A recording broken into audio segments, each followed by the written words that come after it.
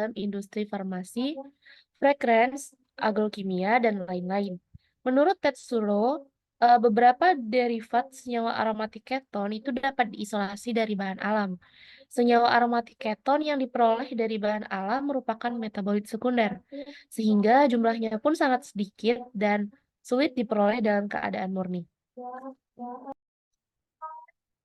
Salah satu senyawa aromatik keton yang menjadi senyawa intermediate pada industri farmasi adalah 2,4 dihidroksiacetofenon dari asilasi senyawa 1,3 dihidroksibenzena dalam sintesis derivat benzopiran pada tahap asetilasi.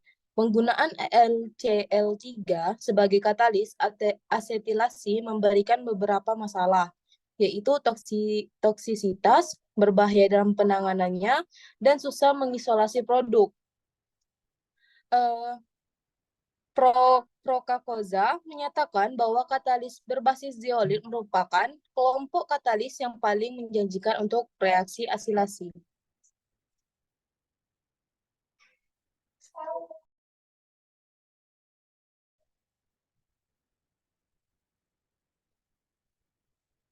Baik, berdasarkan penjelasan tadi, jelaskan bahwa senyawa organik keton diperoleh dari bahan alam merupakan metabolit sekunder dan sulit diperoleh dalam keadaan murni.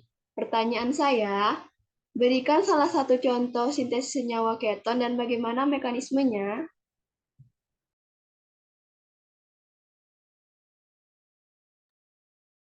Baik, jadi saya akan menjawab pertanyaan Najwa.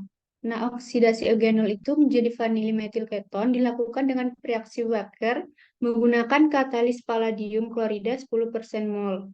Selama proses reaksi itu, dia akan mengalami reduksi menjadi PD, sehingga digunakan KO dan CuCl2 untuk mengoksidasi kembali PD. PD0 menjadi PD2.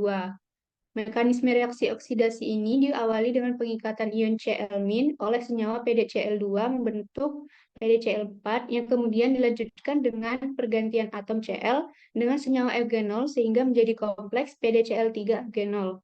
Dengan adanya molekul H2O, maka atom Cl yang terikat pada palladium dapat digantikan oleh H2O dan selanjutnya akan mengalami reaksi adisi oleh gugus hidroksi dari air.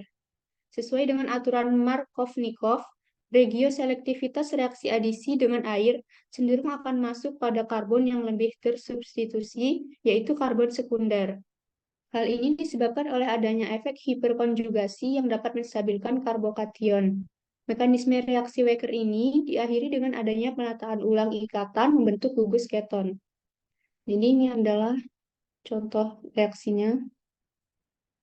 Nah, senyawa hasil dari sintesis yang sudah disebutkan tadi itu berupa campuran dua senyawa yang selanjutnya dipisahkan menggunakan kolom kromatografi dengan eluen diklorometana N-heksana dengan perbandingan 7:3. Hasil dari pemisahan ini diperoleh senyawa 1, yaitu vanilimetil keton, sebanyak 490 mg dengan rendemen sebesar 45%.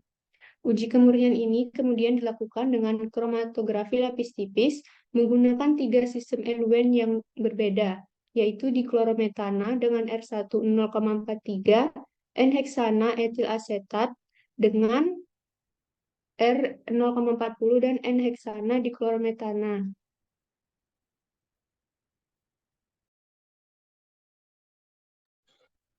Baik, setelah melakukan sintesis tadi, didapatkan hasil bahwa mekanisme reaksi tersebut diakhiri dengan adanya penataan ulang ikatan membentuk gugus keton. Pertanyaan saya, bagaimana sintesisnya pada senyawa yang berkhasiat sebagai obat? Salah satu contoh obatnya yaitu obat sirup batuk seperti dextrometorphan yang sering digunakan sebagai agen antifusis dalam berbagai obat batuk. Dextrometorphan bekerja dengan mengurangi refleks batuk di pusat batuk dalam otak. Sintesis senyawa pada obat batuk melibatkan proses kimia untuk menghasilkan bahan aktif yang efektif dalam mengatasi batuk. Misalnya paracetamol yang merupakan salah satu contoh obat penghilang rasa sakit batuk yang populer.